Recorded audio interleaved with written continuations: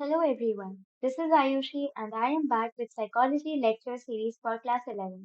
हम chapter 3 the basis of human behaviour के बारे में पढ़ रहे हैं, जिसके फर्स्ट पार्ट में हमने न्यूरॉन्स के बारे में और उसके स्ट्रक्चर के बारे में पढ़ा था। इसके पार्ट 2 में हम थोड़ा और broader concept the nervous system के बारे में पढ़ेंगे, यानी कि हमारे शरीर में जो नर्व्स हैं या नर्व्स किस तरह से जुड़ी हैं, नर्व्स का क्या काम होता है, वो सब हम इस पार्ट में पढ़ेंगे। तो फर्स्ट ऑफ ऑल हम ये जानेंगे कि नर्वस सिस्टम क्या होता है। इंसानों का जो नर्वस सिस्टम होता है वो बहुत कॉम्प्लेक्स होता है, यानी कि वो इतनी तरह से जुड़ा हुआ रहता है, कितने पार्ट्स होते हैं, हर पार्ट का अलग अलग काम होता है, तो वो बहुत कॉम्प्लेक्स स्ट्रक्चर है जो हर एक जीवित वस्तु से ज्यादा कॉम्प्लेक्स है। इस फ्लो चार्ट से आपको समझ में आ रहा होगा कि जो नर्वस सिस्टम है वो दो भागों में बांटा गया है। पहला होता है सेंट्रल नर्वस सिस्टम, जिसमें हमारा दिमाग और हमारी रीढ़ की हड्डी यानी स्पाइनल कॉर्ड आता है, जो कि यहाँ लिखा है ब्रेन एंड स्पाइनल कॉर्ड। दूसरा है पेरिफेरल नर्वस सिस्टम, जिसको आगे दो भागों में बांटा गया है, ऑटोनॉमिक नर्वस सिस्टम और somatic nervous system.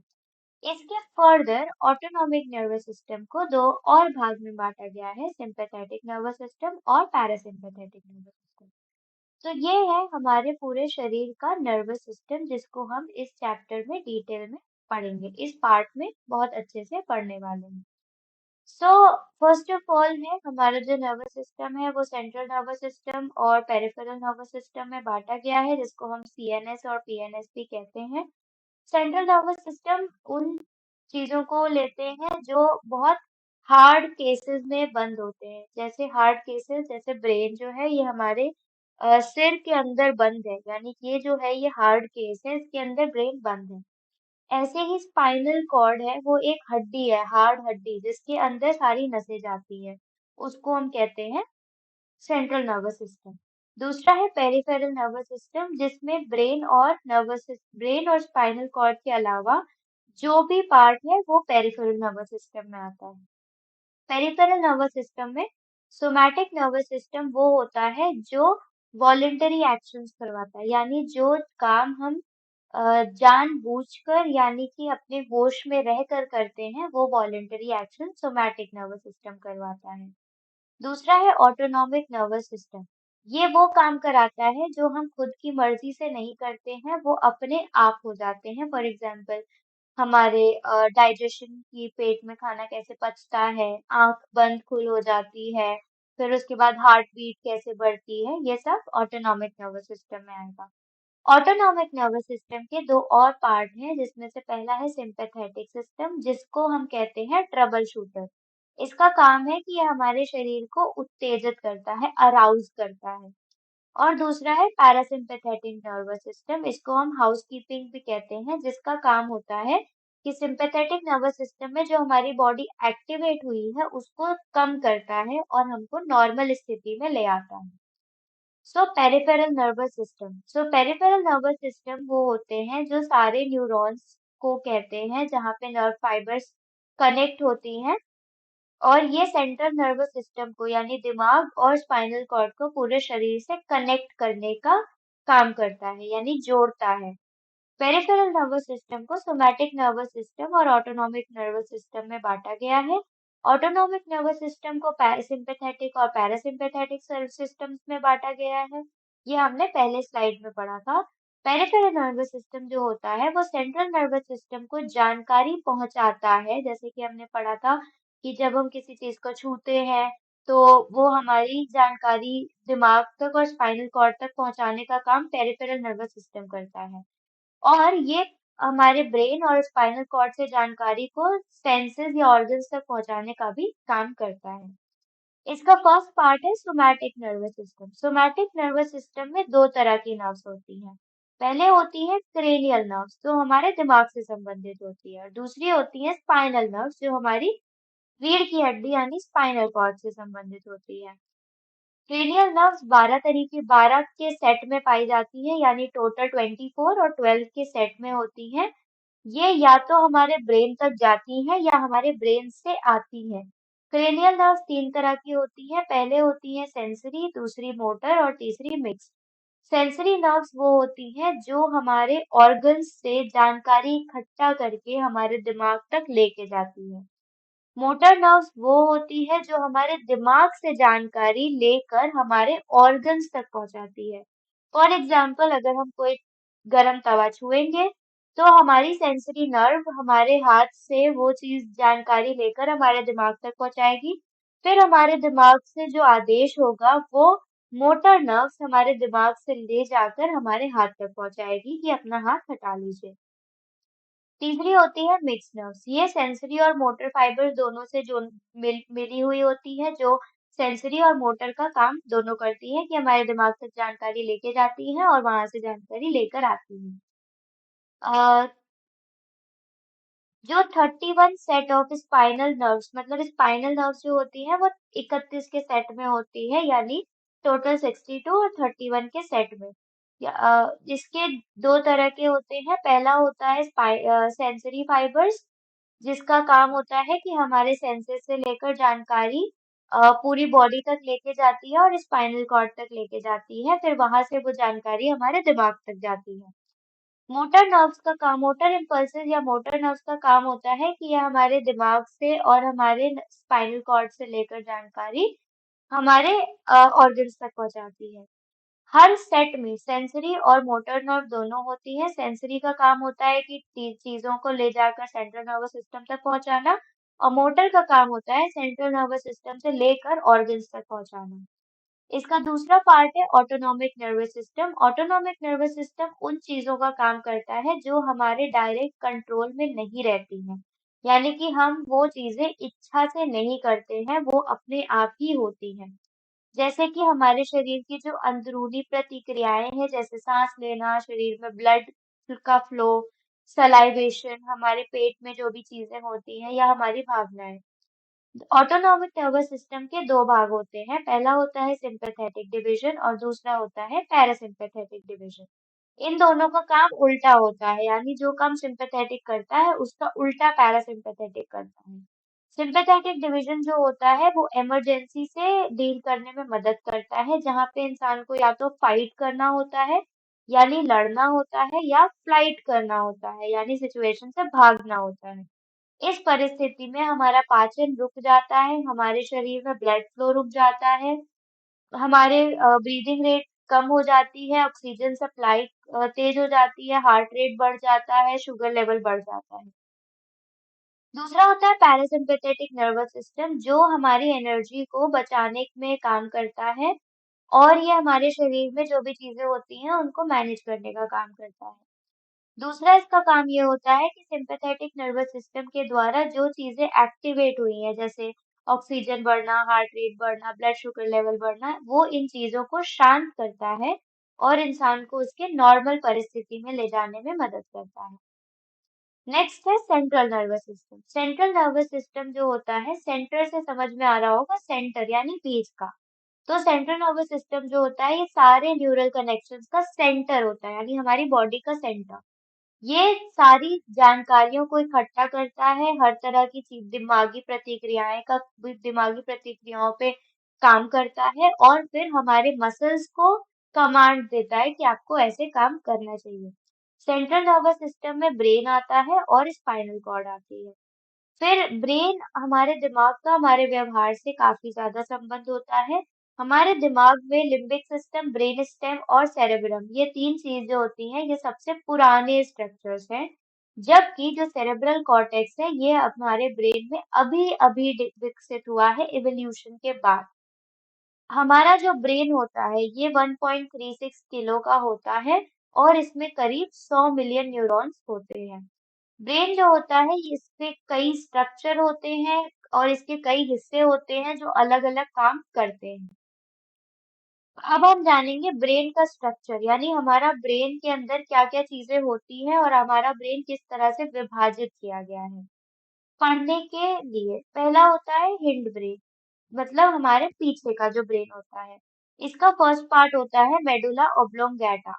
Medulla oblongata जो होता है ये हमारे ब्रेन का सबसे निचला पार्ट होता है, जो हमारी रीढ़ की हड्डी से जुड़ा हुआ होता है। ये हमारे नॉर्मल जो बेसिक लाइफ फंक्शंस होते हैं जैसे कि सांस लेना, heart rate, blood pressure control करना, ये सब मेडुला ऑब्लोंगेटा करता है। इसीलिए मेडुला को हम वाइटल सेंटर यानी बहुत महत्वपूर्ण सेंटर बोलते हैं ब्रेन का। दूसरा होता है पॉन्स। पॉन्स जो होता है ये मेडुला से एक साइड से कनेक्टेड रहता है और दूसरी साइड से ये मिड ब्रेन से कनेक्टेड रहता है यानी हमारा जो बीच का दिमाग होता है। पॉन्स जो होते हैं ये हमारे कानों से जो भी सिग्नल्स होते हैं, सुनने की सिग्नल्स, ऑडिटरी सिग्नल्स, वो रिसीव करता है और ये माना जाता है कि पॉन्स सोने के टाइम पर काम करता है, अक्सर कर ड्रीमिंग में या सपने देखने में। इसका जो न्यूक्लियाई होता है वो हमारे सांस लेने की चीजों को भी अफेक्ट करता है और हम कैसे एक्सप्रेस कर रहे हैं, हमारे फेशियल एक्सप्रेशंस को भी रेगुलेट करता है। इसका तीसरा हिस्सा होता है सेरेबेलम। सेरेबेलम जो होता है ये बहुत ही ज्यादा विकसित पार्ट होता है हमारे हिंड ब्रेन का, जो एक रिंकल्ड सरफेस होता है, यानी ये अखरोट की तरह लगता है, इसीलिए इसको पहचानना बहुत आसान होता है।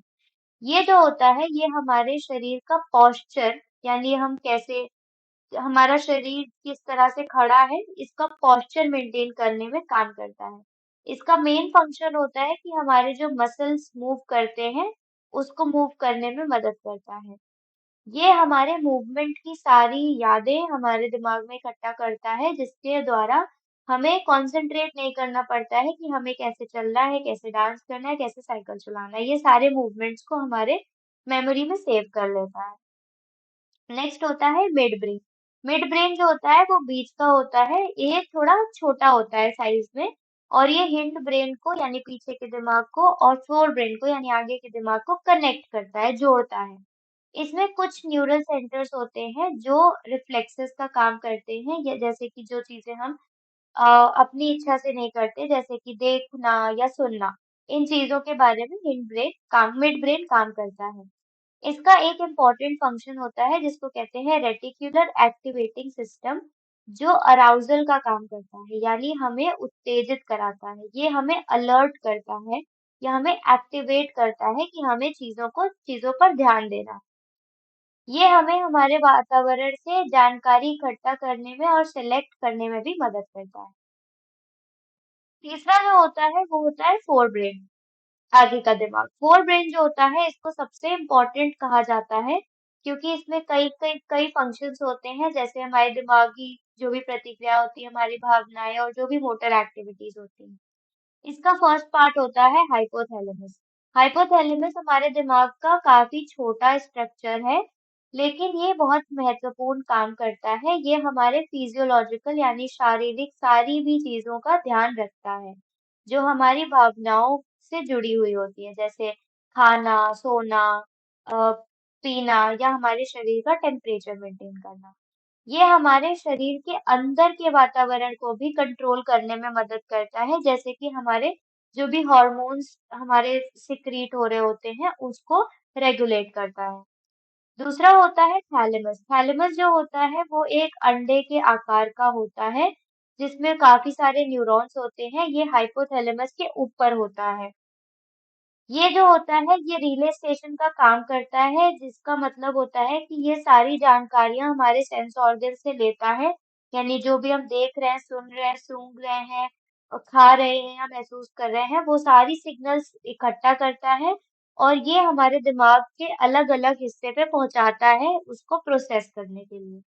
उसके बाद ये हमारे दिमाग से जब चीजें प्रोसेस हो जाती है तो वो सिग्नल्स इकट्ठा करके हमारे सेंस ऑर्गन्स तक भी पहुंचाता है। इसका थर्ड सिस्टम होता है लिम्बिक सिस्टम। लिम्बिक सिस्टम जो होता है वो हमारे ओल्ड मैमेलियन ब्रेन का पार्ट है, यानी ये काफी पुराना स्ट्रक्चर है।